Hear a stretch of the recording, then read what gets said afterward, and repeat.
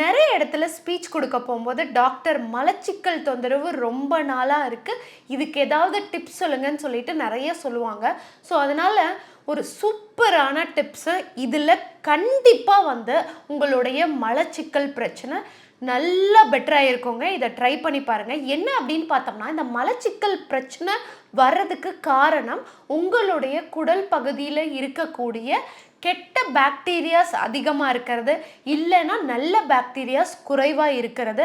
அது போக பார்த்தீங்கன்னா உங்களுடைய கார்டிசோல் ஹார்மோன் இம்பேலன்ஸ் ஆகிறது, செரட்டோனின் இம்பேலன்ஸ் ஆகிறது தாங்க முக்கியமான ரீசன்.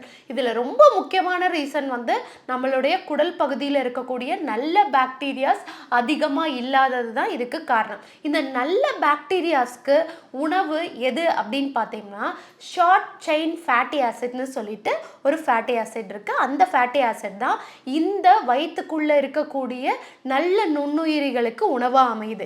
இதுக்கு உணவு நம்ம கரெக்டாக கொடுத்தோம்னா ஆட்டோமேட்டிக்காக மோஷன் நல்லா ஃப்ரீயாக போகிறது மட்டும் இல்லாமல் நம்ம உண்ணக்கூடிய உணவும் நல்லா தெகிச்சு நல்லா ஜீரணிச்சு அதுக்கப்புறம் வெளியேறும். ஸோ இது ஜீரணம் ஆகாததுக்கு காரணமும் இந்த கான்ஸ்டிபேஷன் வர்றதுக்கு காரணமும் இந்த பாக்டீரியாஸ் தான் ரீசன். இந்த பாக்டீரியாஸ்க்கு நல்ல உணவை எப்படி கொடுக்கறது அப்படின்னு கேட்டோம்னா, நாம் நெல் இருக்கு இல்லையா, இந்த நெல்லுக்கு மேல் பகுதியில் இருக்கக்கூடிய தோல் இருக்கும் இல்லையா, உம்மின்னு சொல்லுவாங்க, இல்லை தவிடுன்னு சொல்லுவாங்க. இந்த மாதிரி நார்ச்சத்து அதிகமாக இருக்கக்கூடிய பொருட்களை கொடுக்கணும். இந்த நார்ச்சத்தை நம்ம ரெண்டாக பிரிப்போம். ஒன்று சாலபிள் ஃபைபர், இன்னொன்று இன்சாலபிள் ஃபைபர்.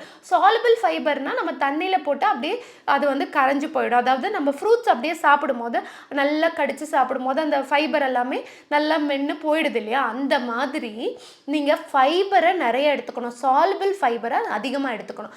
அந்த மாதிரி சாலபிள் ஃபைபர் இந்த ஒரு 3 விஷயத்தில் இருக்குங்க. என்னத்தில் அப்படின்னு பார்த்தீங்கன்னா, ஒன்று ஃப்ளாக்ஸீட், இது கடையில் கேட்டிங்கன்னா கிடைக்கும். இன்னொன்று நம்மளுடைய வெந்தயம், அதுக்கடுத்தது பார்த்தீங்கன்னா எள்ளு. இந்த 3 விதைகளை 100 கிராமாக எடுத்துட்டு நல்லா மிக்சியில் அரைச்சிடுங்க. அரைச்சிட்டு காலையில் ஒரு டேபிள் ஸ்பூன், மத்தியானம் ஒரு டேபிள் ஸ்பூன், நைட் ஒரு டேபிள் ஸ்பூன் சாப்பிட்டு வரணும். டோட்டலாக ஒரு நாளைக்கு 40 கிராமாவது சாப்பிட்ருக்கணும்.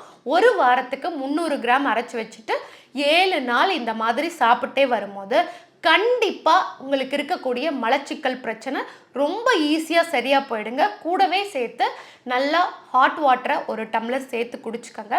அதே போல் இது மீறி எனக்கு சரியாகலை டாக்டர் அப்படின்னீங்கன்னா அதுக்கு கீழே இருக்க நம்பரை காண்டாக்ட் பண்ணுங்கள். ஏன்னா மலச்சிக்கலுக்கு நிறைய ரீசன் இருக்குது. ஸோ இந்த இன்ஃபர்மேஷன் எல்லாத்துக்கும் ஷேர் பண்ணுங்கள். தேங்க்யூ.